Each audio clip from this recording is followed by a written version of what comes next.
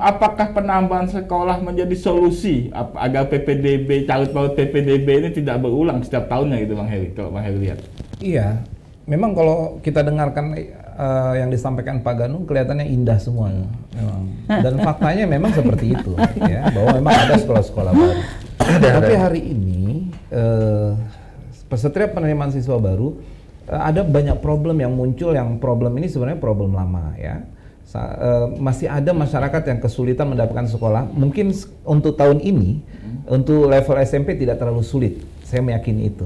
Karena antara daya kelulusan dengan daya tampung hari ini sudah hitungan saya sudah berbanding lurus. Kalau tadi diakomodir 361 rumbel dengan tambahan ruang kelas yang ada, saya meyakini sekali untuk SMP tahun ini akan berjalan dengan baik, ya, dibanding tahun kemarin, ya, karena ada proses perbaikan-perbaikan yang disampaikan Pak Ganung, dan saya memantau itu, ya, ada beberapa sekolah yang akan dimanfaatkan, karena perhitungan saya tahun lalu Balikpapan itu hanya kekurangan 50 ruang kelas untuk bisa menampung sekitar 2.100 yang belum mendapat ruang kelas itu. Nah, tapi yang jadi problem, angka sekolah itu bukan hanya SD ke SMP, Pak. SMP ke SMA, ini juga pemerintah kota nggak boleh diem, gitu. Walaupun sebenarnya itu provinsi, ya. Walaupun berdasarkan Undang-Undang 23 2014, kewenangan sekolah SMA SMK itu pengelolaannya ditarik oleh provinsi, tetapi sifat koordinasinya itu nggak boleh terputus, karena ruang kerja pemerintah provinsi itu ada di kabupaten kota, khususnya di kota Balikpapan hari ini. Mas Januar bisa bayangkan, anak-anak mau masuk sekolah SMA yang terlempar dari jalur prestasi, zonasi maupun afirmasi dan juga pindahan itu dijual belikan. Ini mohon maaf, lagi-lagi saya harus ngomong secara terbuka. Sekolah SMA itu bisa sampai 20-25 juta. Kepala-kepala sekolah itu tahu semua tentang hal ini. Dan saya meyakini kita sudah beberapa kali memberikan masukan kepada Dinas Pendidikan Provinsi bahwa di Balikpapan pengelolaan SMA SMK itu kacau balau. Karena apa? Daya tampung sekolah, ruang kelas kita, lulusan SMP ke SMA itu tidak berbanding lurus ruang kelasnya. Terus tiba-tiba masyarakat Balikpapan ketika ada problem disuruh ke Samarinda berkoordinasinya. Nah, di Balikpapan hari ini saya dengar tahun ini ada ketua perwakilan dinas provinsi di kota Balikpapan.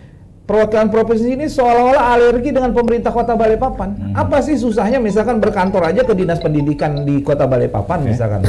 Kenapa harus berpisah kantor misal? Satu berkantor di mana, satu berkantor di Somber kalau nggak salah, yang satu di, kenapa sih nggak gabung jadi satu misalnya, sama satu atap dinas pendidikan, atap gitu dengan dinas pendidikan supaya tidak membingungkan masyarakat gitu kan. Nah, hari ini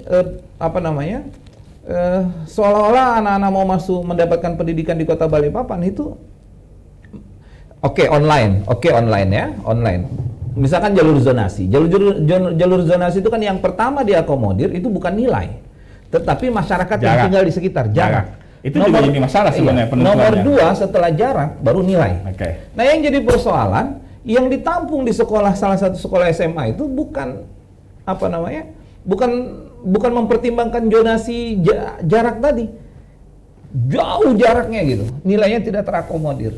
Nah, maksud saya apa? Kalau misalkan mau jalur online, misalkan SMA SMK kita di Balikpapan mau jalur online, tetapkan saja satu kelas berapa, misalkan 36 atau 38. Oke, tetapkan 36, 38. Gubernur, Kapolda, Pangdam duduk bersama, ketua DPRD provinsi duduk bersama, ke dinas pendidikan provinsi duduk bersama, bahwa satu kelas semua online, satu kelas 38 fix itu, dan tidak ada jalur gelap. Hari ini kan yang terjadi online ada, offline ada. Begitu di online dia nggak masuk, dia bisa masuk lewat belakang. Adakah jalur gelap itu?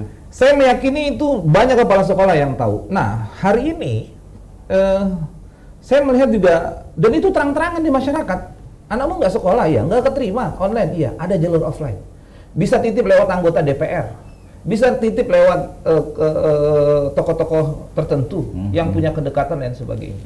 Nah, kalau dia misalkan mengakomodir anak-anak itu, kemudian dia mendorong itu tanpa biaya, tanpa bayaran, mungkin kita senang. Kita pun akan ikut bantu. Tapi kemudian kalau dia mengakomodir orang-orang yang tidak, anak-anak yang tidak mendapat sekolah, kemudian orang tuanya yang tukang cuci, buruh bangunan dan sebagainya, yang berpenghasilan rendah, yang kemudian dapat sekolah, dimintain uang 5 juta, 10 juta, 15 juta sampai 25 juta.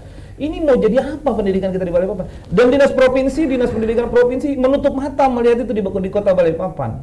Nah ini hari ini misal, ini ada kalau tidak salah ketuanya Pak Mutanto ya, Kepala Dinas apa ya? Kepala Dinas ya perwakilan provinsi di Balikpapan. Maksud saya ada sifat koordinasi yang kau bangun. Jangan kau mentang-mentang pejabat provinsi kemudian seolah-olah alergi untuk berkomunikasi dengan pemerintah di daerah. Itu juga menurut saya juga jangan seperti itulah ya.